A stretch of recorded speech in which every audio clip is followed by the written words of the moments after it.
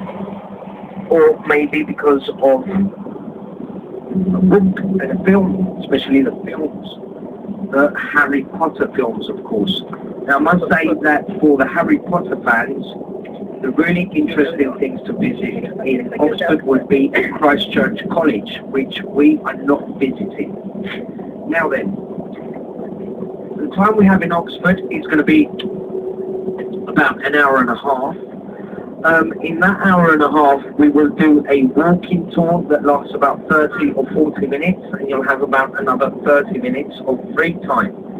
If anybody really wants to go to Christchurch College, then I would suggest you do that as soon as we get into Oxford. So you'll have to miss the walking tour. I can point you in the right direction of Christchurch College, and you can go and visit it, okay? If not, if you would like to see any college, right, just where we finished the walking tour, across the road is Balliol College. Balliol College dates back to the second half of the 13th century, around about the year 1269.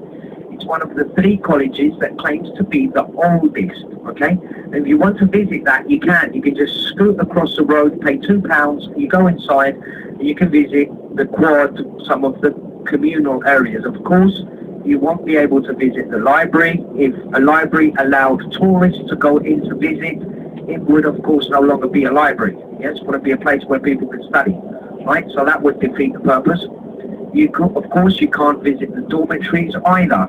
If you had a dormitory there and you had hundreds of tourists walking around, you probably wouldn't like the idea of that either. And the same with most of the college, okay? So you will be able to have a look around at the gardens and a few other common places, but, they are, after all, living, working colleges, not tourist attractions. Although, of course, a bit of money on the side never did anybody any harm, so they will let you in for a couple of pounds, right? More of that later. If not, you will see lots of them from the outside. You will be able to peep inside a few, maybe to have a quick look at the quad. That's about it, really. But you will see many interesting, beautiful buildings from the outside, and we will walk around the centre of town. You will get to see the most iconic, apart from Christchurch, which we will see from the distance on the coach, but then, so that one too, but you get to see a few more iconic landmarks and buildings of Oxford, which you will recognise, no doubt, once we get there. To start with the history of Oxford, we'll start with the etymological origin of the word. Oxford comes from an old English word, the word ford. A ford was a narrow crossing in the river that you could cross by foot. That's what a ford means.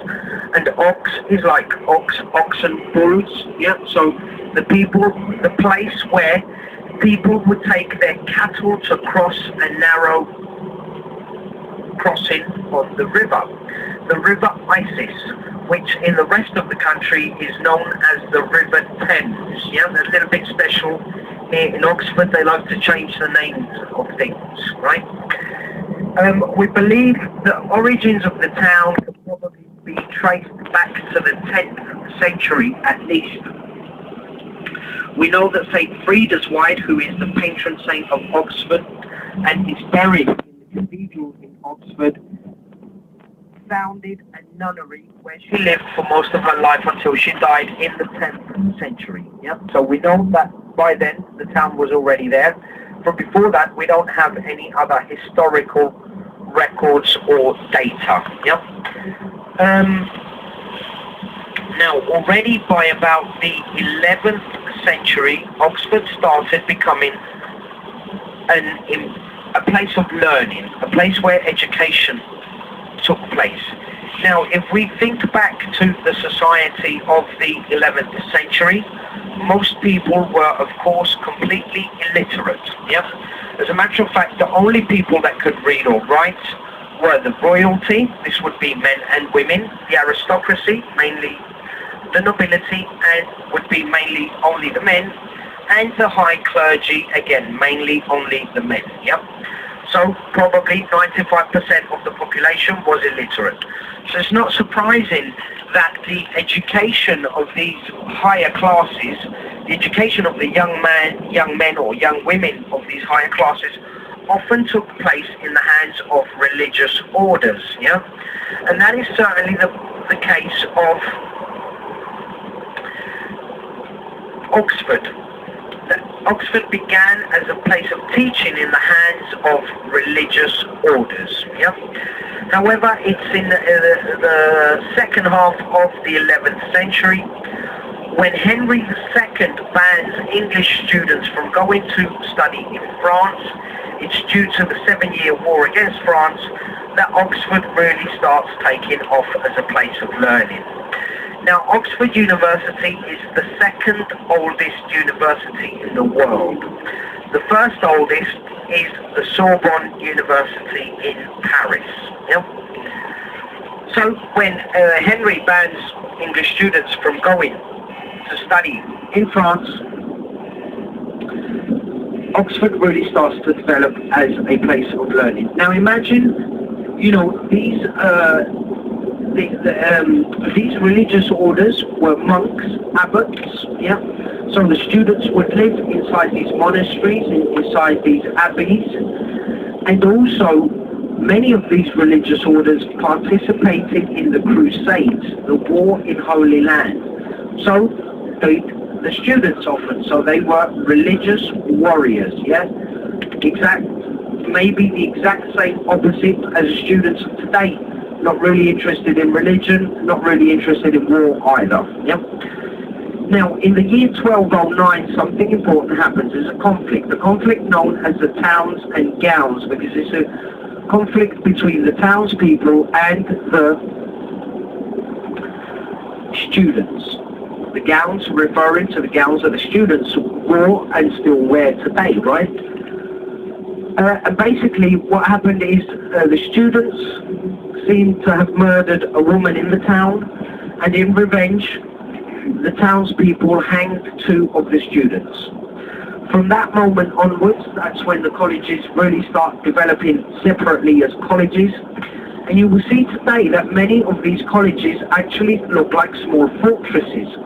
They have very high walls, they have turrets like to keep watch in the corners, and they have one big central heavy door which would make the place easier to guard. Only one way in, only one way out, like a mini castle. You'll be able to see them today when we get there. Also, something else, another important thing happened as a consequence of this conflict, and that was that a group of scholars broke away from Oxford University, created a splinter group, and would go and found another university. Which one do you think that is? Cambridge, very good. Okay, when we are in Oxford, we shall not say the word Cambridge, okay? The word Cambridge is forbidden in Oxford, right? There is still great rivalry between the colleges today, and so if you must refer to that other place, to the C word, you will call it the other place. That is more than enough, unless we want to get stoned alive in Oxford. And when I say stoned, I mean having stones thrown at us, not the other type of stoning the students do. We're not going to go there, right? So please refer to it as the... Now, over the centuries, the university continues to evolve. Within that same century, in the second half of the 13th century, 3 of the colleges that claim to be the oldest in Oxford were established. Those are Balliol College, which you will be able to see today from the outside, and it's the one that's where the walking tour ends, where you can go inside at the end of the walking tour if you want. That will be Balliol. And the other 2 are University College and Merton College. All 3 of those have a claim to being the oldest one in Oxford. We're not entirely sure which one is, but you'll be able to see one of them when we get there. You kind of imagine one university, one or several campuses, and many faculties, right? That's the usual kind of layout of a university. Of course, that is not the case of Oxford. Oxford University is comprised of 38 independent colleges. Each one of them is independent, each one of them is self-contained, and each of one of them is for example, offers its own list of degrees.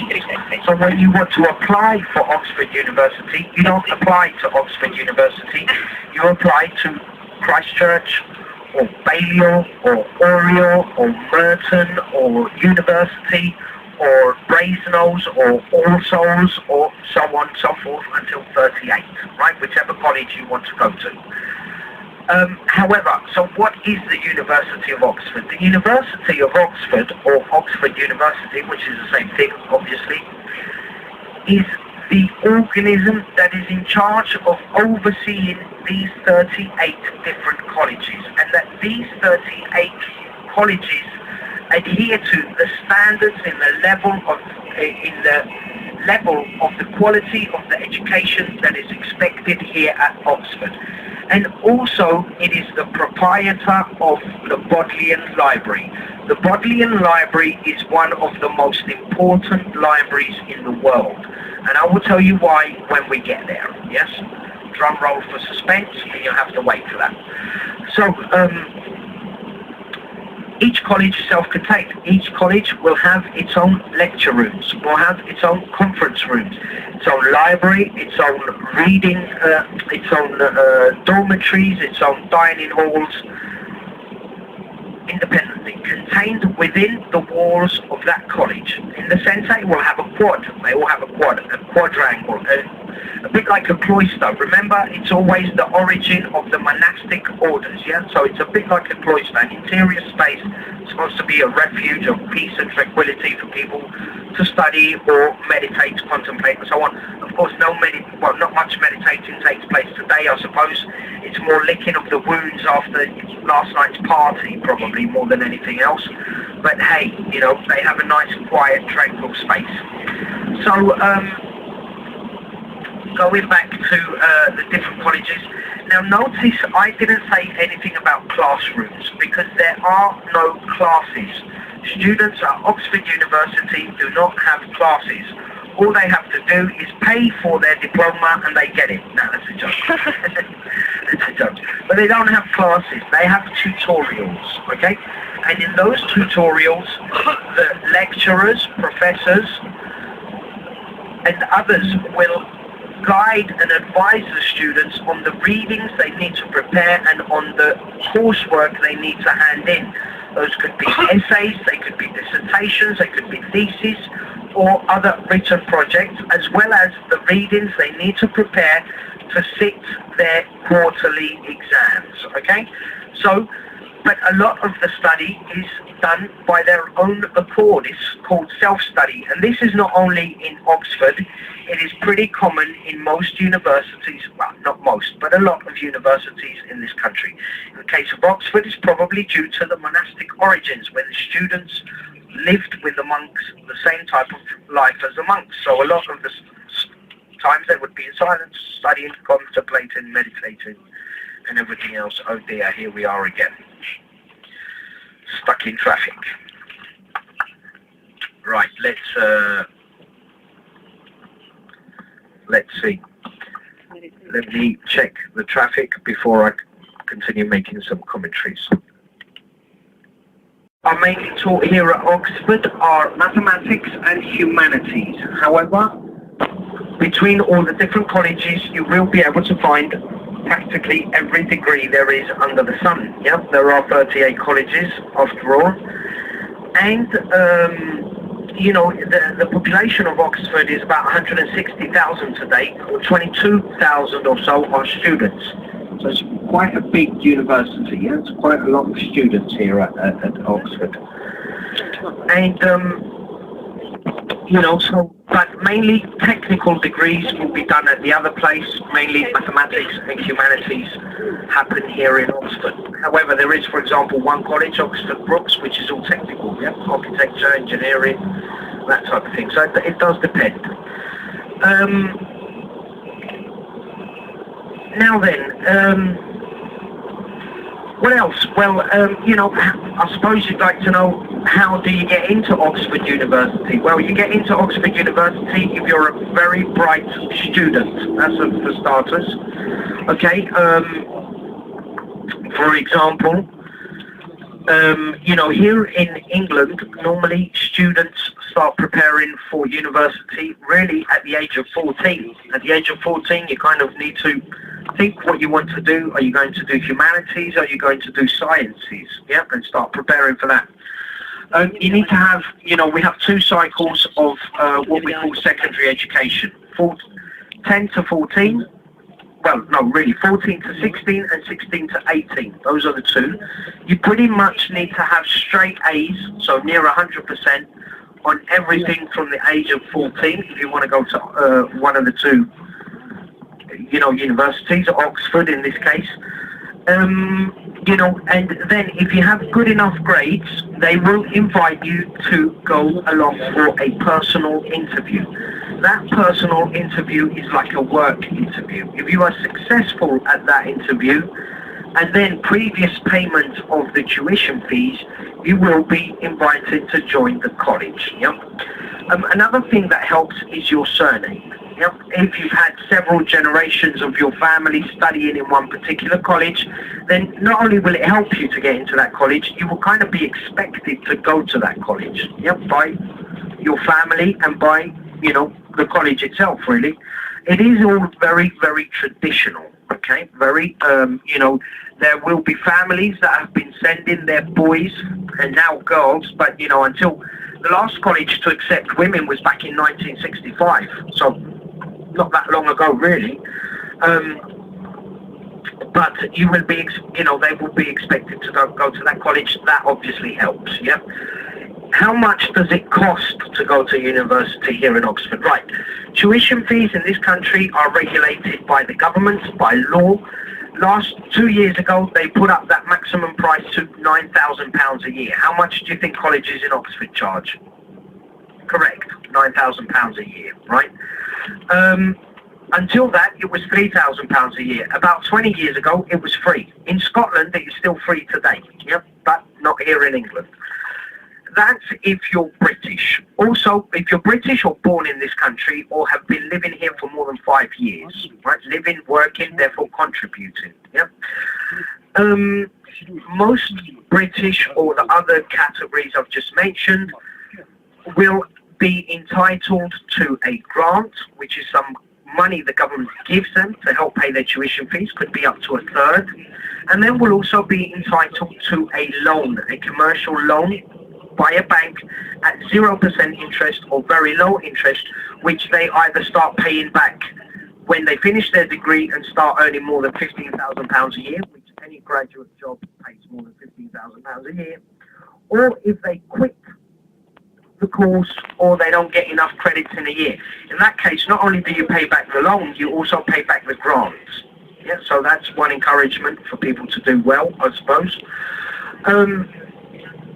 And then, of course, you've not only got £9,000 tuition fees, you've got residence, you've got food, and you've got booze to pay for. Students have to go out, have a good time, drink, party away, build up their social life so that when they then emerge into the real world, they have a social life around them, so to speak. Professional contacts, then when you're in your 30s, 40s, you get a bit more serious about things, and then all of that will benefit you, I suppose. So that's the British students, or the other categories. What about non-British? European Union, that's £18,000 a year, no loan, no grant. Non-European Union, £27,000 a year, again, no loan and no grant. It may seem expensive, depends what you compare it to. For example, for most European countries, it is very expensive. If you compare it to North American Ivy League colleges, it's actually quite cheap. They cost about $60,000 a year, Harvard, Yale, Princeton, and these others. So it does depend, as I say, what you compare it to. So, is it an elitist college? Are they elite? Is it an elitist university? Yes, in a way it is. Perhaps, in part of this modernization, they're bringing out equal opportunities, laws and things like this. We're now going to cross the River Isis. Look on one and the other side. Look to the left, those flat little narrow boats. Those are the boats that are typically used here in Oxford. Look straight ahead, that is Christchurch College with the Tom Tower. That one in the middle there, that is Christchurch. Yeah. Christchurch was built for Cardinal Wolsey, by Cardinal Wolsey, who was the right-hand man of Henry VIII until he fell from grace and was then taken prisoner and was on his way down to the Tower of London from York, when he, fortunately for him, I believe, died along the way. Yeah, because what expected people normally at the Tower of London was grim in the best of cases, pretty much the worst thing you can imagine normally. Yeah, would be torture followed by execution.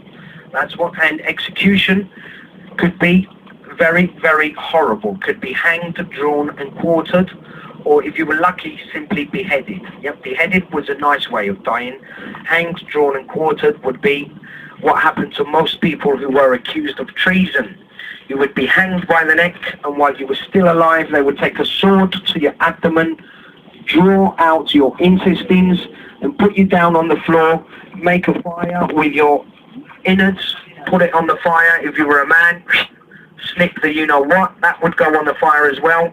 Apparently the person was still alive. I very much doubt it, but apparently the person was still alive at this point, and then they would be quartered. They would have their head cut off, would be dipped in tar and put on a spike in London Bridge to warn people of what would happen if they were accused of treason. And then the four limbs, for quartering, would be cut off and sent to the four corners of the country, again to warn people. So a very horrible, horrible way to die. Now today we're going to start our walking tour at the Martyrs Memorial. The Martyrs Memorial are the three martyrs of Oxford, Bishops Latimer, Cranmer and Ridley, that were executed here in Oxford in the times of Queen Mary, aka, take a wild guess, no? Bloody Mary, yes, for defending their Protestant faith. Yeah, so the death penalty for heresy, which was religious,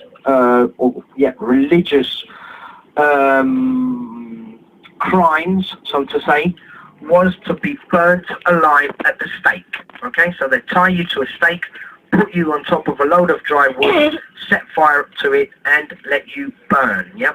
If you had good friends, what they would do is they would throw green wood onto the fire. Green wood, exactly, creates a lot of smoke, and hopefully you would asphyxiate before you burnt, which would be a lot less painful. Yeah. Of course, they couldn't kill you, because if not, they'd also be killed, right? So the kind of only thing they could do is throw green wood onto the fire.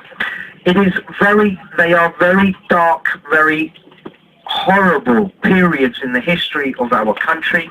Yeah, what happened here during the Middle Ages, the religious persecutions, which were really started because of Henry VIII, infamous old Henry. As we know, he was married 6 times. He wanted to divorce his first wife. His first wife, Catherine of Aragon, from the Spanish royal family. At the time, there were 4 powerful countries here in Europe, or empires: the Holy Roman Empire, France, Spain and England. Again, the River Isis on one and the other side. If anybody is asleep, please start waking up. We are in Oxford. So Henry wants to divorce Catherine because she doesn't give him a son. I won't say a male son this time, I'll just say a son, because male son, as Joe pointed out before, would be redundant. He wanted to have a son. Why? Because he needed an heir to the throne. It was believed in those times that, heirs had to be male, and you needed at least an heir and a spare. Why? Because child mortality was very high. Princes were warriors, so, they were expected to die in battle quite often, right? So, also Henry VII, Henry's father, had been the first Tudor king to win the War of the Roses. Yeah, the War of the Roses were two dynasties, the House of Lancaster and the House of York, fighting for the crown of England. This war had gone on for a couple of generations, yeah? And so England had been permanently living almost in a state of civil war for a few generations. So one of the main responsibilities of a king was to establish and guarantee a stable line of succession, and for that he needed to have, as I say, at least one male heir, preferably a few from a legitimate wife, because the children they would have from their lovers wouldn't count, they were illegitimate. Yeah, and Henry had had a child from one of his mistresses, but that wasn't good enough. But also for that reason, he thought that the fact that they couldn't have any boys was Catherine's fault and not his. Tell you more about that now. Look here out of the left-hand window, the Ashmolean Museum. Remember this name. You can see it written on the flags. Recuerden este nombre, el Museo Ashmolean. And on the other side of the road, you have the Randolph Hotel. Y al otro lado de la carretera tienen a Randolph Hotel. The coach is going to drop us off here on the left, yeah? We're going to be here for 1 hour and 30 minutes. The time is now 4 o'clock. We will be leaving at 5:30, okay? If anybody wants to go to Christchurch, then let me know and I will point you in the right direction. But remember, you will miss the walking tour. You will be back here at the Ashmolean Museum at 5:30. If not, do the walking tour with me. And what you're going to do, take your devices, turn them on. I'm going to turn off the coach microphone and I'm going to continue to make commentaries as I wait for you to get off the coach. So please turn on your audio devices now.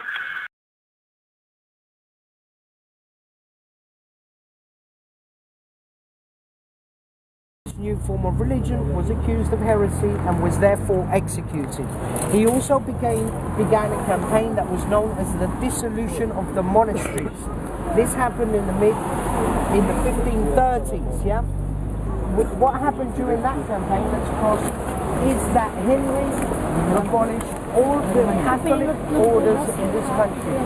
Not only did he abolish them, he confiscated all their lands and executed many of those who didn't leave the country or converted to the new religion. Eventually, Henry would be succeeded by his first daughter, Queen Mary. Mary was the daughter of Catherine of Aragon. Like her mother, she was a Catholic. So when she changed, I think we can cross, when she became queen, she changed the official faith of the country back to Fantastic, guys. Thanks Catholicism. Yep. So I'll put your Facebook photo up. Okay, we'll go around the corner here so we don't disturb this guy here. Comments, please mention us on TripAdvisor. We love you on TripAdvisor so much for my company. So let's just stop here for a minute while we gather everybody up. So what happened is when Mary becomes queen, she changes the official religion of the country back to Catholicism. So everybody who doesn't convert back to Catholicism is again accused of heresy, and a new campaign of religious persecutions begin, right? So many people were executed during Mary's reign that she would earn herself the epithet of Bloody Mary, right? Not because she liked vodka and tomato juice, but because of the amount of blood that was spilt during her reign. Yet she would be the last Catholic monarch that this country would ever have. Mary would eventually be succeeded by her half-sister Elizabeth, the daughter of Anne Boleyn, who again changed the religion of the country back to Anglicanism, and that is the way it has been ever since. This memorial was dedicated to the 3 bishops that were executed here in Oxford in the times of Queen Mary. Some historians estimate up to 20,000 people were executed between Henry VIII and, well, in the times of Henry VIII and his daughter Mary. Yep, we continue walking. When Elizabeth came to the throne, Elizabeth was... Now cross the road, be careful when you cross. Now here in Oxford you have to be careful for cars, buses, motorbikes, the usual, and also cyclists, okay? Cyclists are anarchists on two wheels. They do not believe in traffic regulations or civilized behavior. So unless you want to end up knocked over by a cyclist, please walk on the pavement. Aquí en Oxford, aparte de tener cuidado por la calle, la acera para las personas, la carretera para los vehículos. Hasta ese corre. Da un carrerón y la baja.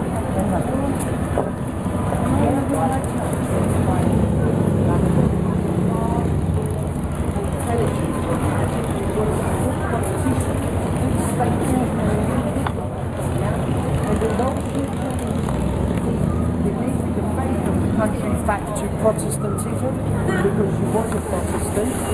She personally didn't follow me to this idea. We're going to get the corner. These carrots. Be careful with the bicycles. Cuidado con las bicicletas.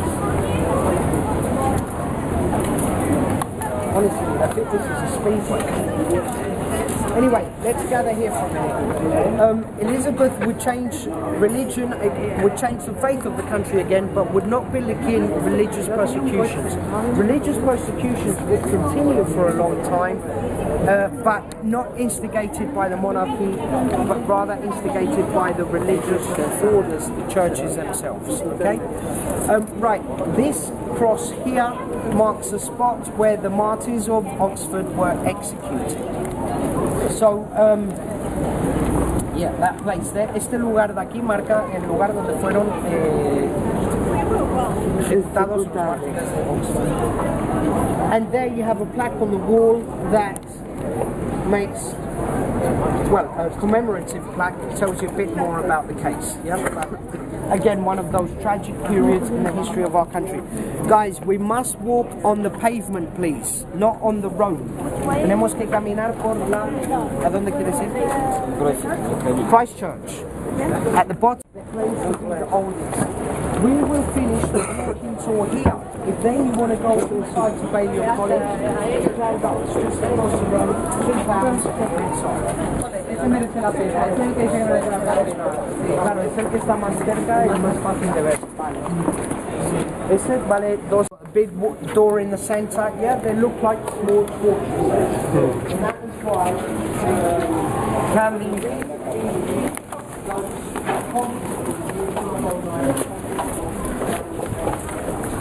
Okay, we're going to turn to the left here along Brasenose Lane. Please be careful with the traffic. And the name of this lane, Brasenose, again the name comes from the college. This college, on the right hand side, is Brasenose College. This is another large, important college. It's called Brasenose because when it was originally built, it had a big knocker on the door. It was a head of a bull, right, with a ring, yeah? So you knocked, it was brass, made of brass, nose, the nose of the bull, right? Now, then that knocker, that was like the main feature of the college, was stolen by the students of Christchurch College. And they took it back to Christchurch College, and Christchurch College kept it for over 2 centuries, yeah, until they gave it back. And then they put it up in the dining hall where it is today, right, of Brasenose College. There's the big rivalry, like for example Jesus College and Exeter College, the ones that are right in front of each other, big rivalry between those two. Brasenose and Christchurch, big rivalry. So most of the colleges have like one arch rival as well, yeah? That's kind of the way it is. And then, you know, Oxford is also known as the city of dreaming spires. A spire is like a steeple, yeah? It's normally a bell tower or any other architectural feature that ends in a point. That is a spire. Like all the ones you'll be able to see on the ceiling, on the roofs of all the buildings that give out onto this next square we're going to see. So when we come out onto the square, have a look around you and you'll be able to see the different spires, yeah? And that's why Oxford is called the city of dreaming spires. Dreaming because it's a very tranquil, placid city, as you can see. Okay, we're going to turn to the right. Now, this building you have here on your left, we're going to stop on the other side so you can get a nicer picture without scaffolding. Unless you prefer pictures with scaffolding, if you do, then take a picture there. Yeah? But if not, we'll go around the other side where you can get some no scaffolding. This is Brasenose College. If you behave, you can pop your head inside and have a quick look, but please do not go past where it says do not go past this point, yeah? Okay? So you can take a quick look, take a picture from there, but please do not go past where it says do not pass. Here is the Radcliffe camera. This is one of the most iconic images of Oxford. Whenever you see images of Oxford, whether it's brochures, travel magazines, websites, whatever, one of the main pictures is this. This is the Radcliffe camera. This is the main reading chamber of the Bodleian Library. I told you before that the Bodleian Library is one of the most important libraries in the world. Why? Because it has more than 6 million books. Yeah? Those 6 million books are stored beneath your feet, running through underground tunnels in the city of Oxford. There are more than 100 miles or 160 kilometers of shelving. Yeah? It can take up to 6 hours to get a book. The system is completely mechanic and robotic, and the books are for consultation only. The students cannot borrow the books, cannot take them out of the library. Okay? There are other reading chambers, but this is the main one. How did this library get to have 6 million books? I don't know if you picture 6 million books. 6 million books are an awful lot of books, yeah?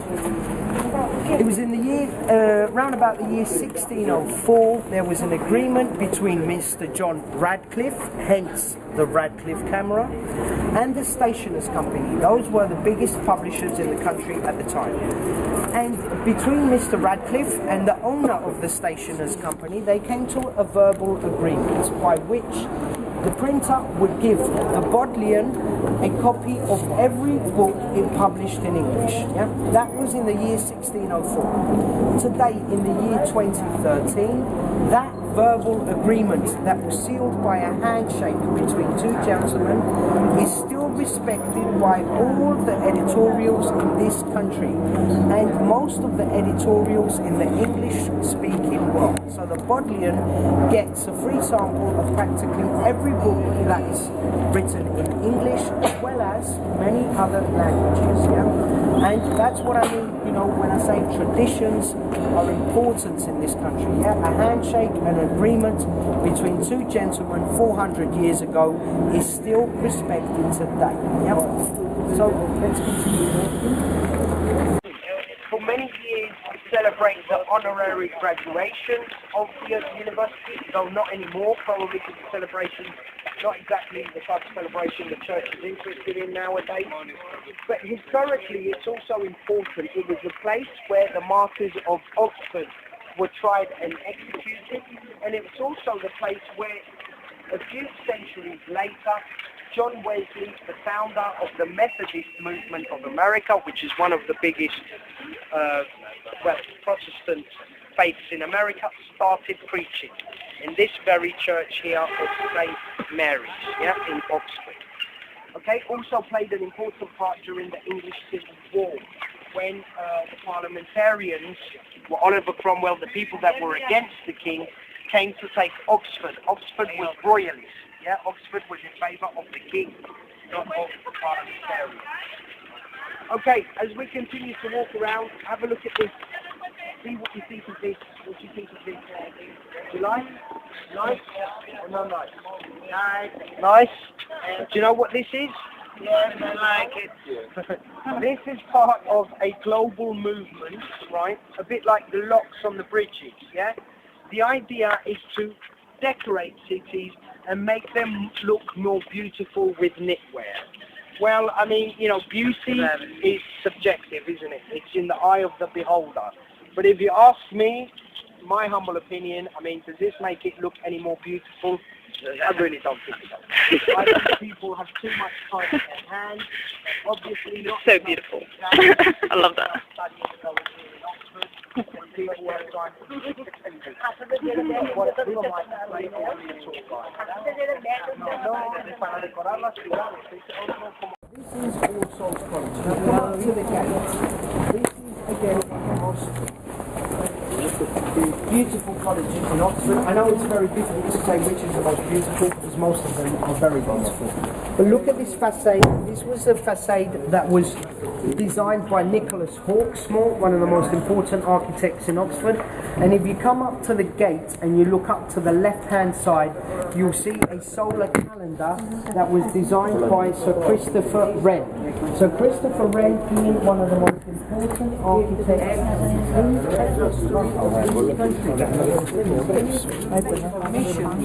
is the rebuilding of St Paul's Cathedral after the Great Fire of London in the year 1666. Not only St Paul's but another 50 parish churches around London.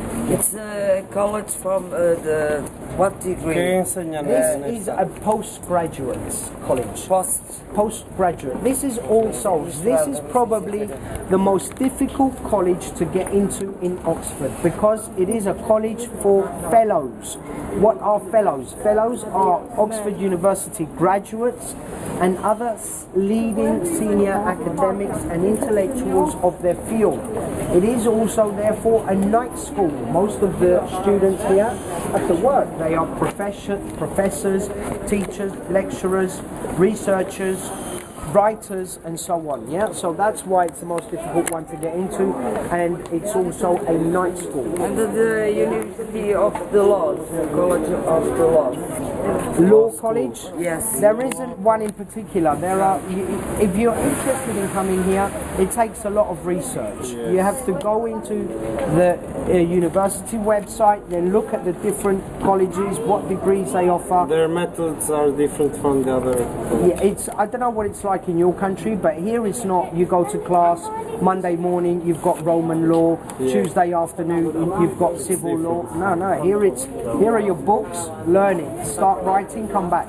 Because the idea is to teach people how to think, not to memorize things. Yeah, that's the difference, right? So it's about critical thinking, it's about research, it's about getting your own ideas rather than having teachers spoon feed you information. Yep, that's the difference.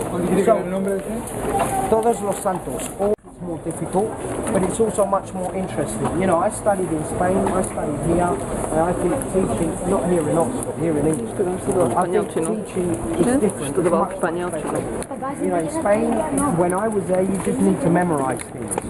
Más eficaz. Aquí, no más eficaz.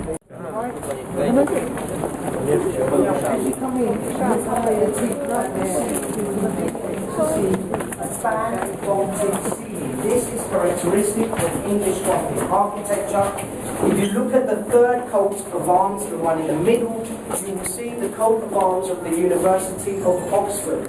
It is a blue shield with 3 golden crowns and an open book. Here I have to keep my voice down. Which is a novelty. Never heard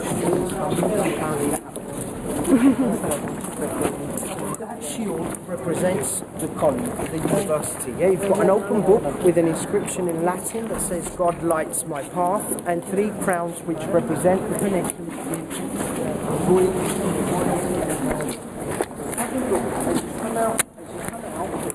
have a look at this facade on your right-hand side. Again, one of the most iconic images of Oxford. It's called the facade of the 5 orders. It's called the facade of the 5 orders because it has the 5 orders of classical Greek and Roman architecture. 5 floors, 5 different types of column. Do you see one? Each one is more elaborate than the next. In ascending order, you have Tuscan, Doric, Ionic, Corinthian and Composite. So you have the 5 orders of classical architecture. Look on the 4th floor, you've got a statue of a king. That is King James I. He was the successor to Queen Elizabeth I. So the next Protestant monarch who's got two books in his hand. One is the King's Bible. The King's Bible was the first authorized translation of the Bible to English. Yeah, imagine how important that was when people could understand what they were reading, because until then the Bible was in Latin. Most people in this country didn't speak Latin, so they had to accept what the priests and the preachers said was said in the Bible, because they couldn't understand it. So having an authorized copy of the Bible in English also helped spread Protestantism. Yeah? And then on in his other hand, he's got a book which represents knowledge, the knowledge that is given here at the university. And if you look just over the arch, you will see the coat of arms of Her Majesty the Queen, the coat of arms of the monarch. You see, you have a shield. Around the shield you have a garter. The Order of the Garter is a spiritual home at St. George's Chapel, which if you visited you heard about. And on one side you have a lion, on the other side you have a unicorn, in the middle you have the crown. It's the lion which represents strength, the unicorn which represents virtue, fighting over the crown. Yeah, the unicorn has his foot chained to the floor, so virtue won't fly away, so it remains grounded. And that represents the two main ideals of the monarchy. Strength, there's a lion as a symbolic king of the jungle, and virtue. Yeah, and that is what is contained on that shield there. Okay, and if you look around the doors here, you will see written in Latin what is studied in each of these places. So you have natural philosophy, you have music, you have astronomy and rhetoric, you have logic, and so on and so forth. Okay, Harry Potter fans. Do we have any Harry Potter fans? Yeah. Okay, come here.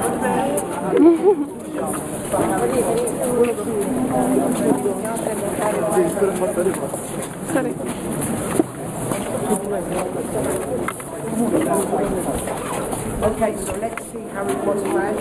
Who can tell me this man, don't read it, it doesn't matter. It's completely different. Who can tell me the face of that man? Who is he in the Harry Potter film? That goes without Very good. Excellent. Nearly headless Nick. Nicolas the music for film. The prize is the satisfaction of having gotten it right. Okay? It is, the face of this gentleman is the inspiration for Nearly Headless Nick. The real person has absolutely nothing to do with it. It's Mr. William Herbert. He was a dean and one of the main patrons of the University of Wales. He is also a member of the Order of the Garter. This is a Garter. Yep. Those of you that were in St. George's Chapel, you would have heard the Order of the Garter is the highest order of merit and distinction in this country. Yeah, as till today its head is the Queen, and Mr. William Herbert was one member of that order. Yeah, important patron of the university. Okay. This building dates back to the 15th century and has been voted one of the most beautiful university halls in the world. If you want, you can go up to the windows and have a look up at the ceiling. Yeah, it's a really beautiful ceiling. Please do not climb on the walls. It's been here for 600 years. We'd like it to be here for a few more. So look inside, but don't climb on the wall. Divinity School right here, this was used as a location for the infirmary in the Harry Potter films, where Harry is una de Harry Potter, la enfermería, ¿verdad? La enfermería. La enfermería. Comedor está inspirado. You've got the Sheldonian Theatre, commissioned by Gilbert Sheldon. If you ever want your name on a building in Oxford, all you have to do is pay for it. Basically, that's how it works. Yeah. Right? This Sheldonian Theatre was again one of the first masterpieces of Christopher Wren, who I told you about before. It is based on the Marcellus Theatre in Rome, neoclassical architecture. Today it houses the chair of the Dean of the University. It's also where honorary graduations take place, and often they have classical music concerts and choirs in the Sheldonian Theatre, built by Sir Christopher Wren. When you're ready.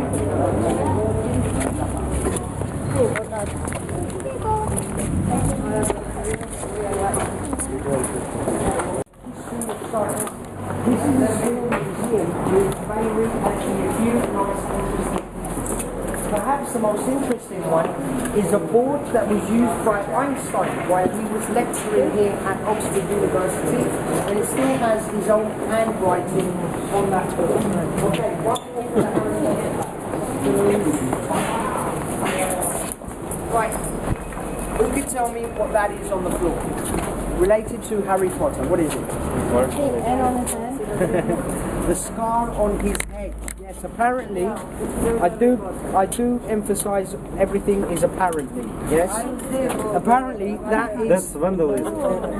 that is the inspiration for Harry's scar on his head, right? I don't know if that's true or not. What is true is that it's a Masonic sign. Yep. So Christopher Wren, who built the Sheldonian Theatre, was a Freemason, like many other people in this country were and still are today. That is a Masonic symbol, and so he put that symbol there when he built here.